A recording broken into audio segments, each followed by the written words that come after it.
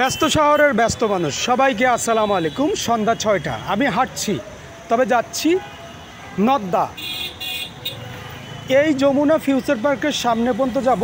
আপনারা যারা নতুন বাজার থেকে কুড়িলের দিকে যাচ্ছেন সেই রাস্তাটা কিন্তু প্রচুর পরিমাণে জ্যাম রয়েছে। আমি আপনাদেরকে একটু দেখানোর চেষ্টা করছি যে কী কারণে এই জ্যামটি রয়েছে। তবে আমি নদ্দা ব্রিজের সামনে চলে আসছি, আপনারা দেখতে পাচ্ছেন ফুটওভার ব্রিজ। তবে আমি আরও সামনের দিকে যাব, সেদিকে কি রয়েছে আমি আপনাদেরকে দেখাতে চাই।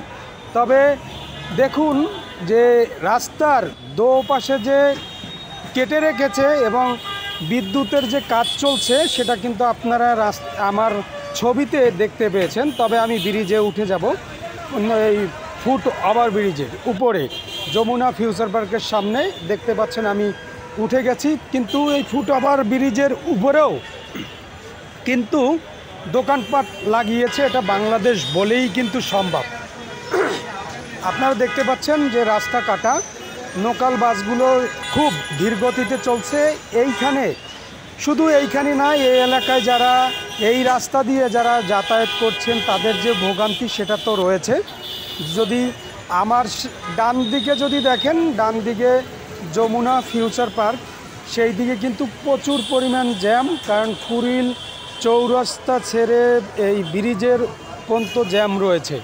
তবে এই যে রাস্তার দোপাশ কাটাতে যে মানুষের ভোগান্তি, শুধু এই এলাকার মানুষই নয়, আপনারা সেটা কিন্তু দেখেই বুঝতে পারছেন। তবে এই যে রাস্তা কেটেছে তার যে ধীর গতিতে যে কাজ করা হচ্ছে সেটা আমি আপনাদেরকে একটু দেখানোর চেষ্টা করছি, আপনারা দেখুন।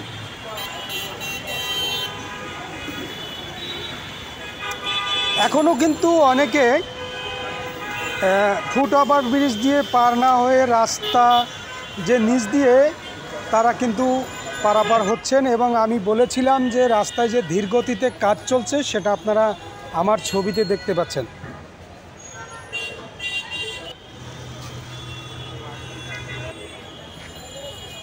তবে এই কাজ কিন্তু অনেক দিন ধরেই চলছে। তবে বেশি কিছু বলবো না, সবাই ভালো থাকুন, সুস্থ থাকুন। সবাইকে আসসালামু আলাইকুম। আমার ভিডিও যদি ভালো লেগে থাকে কমেন্টস করেন, ফলো দিয়েন।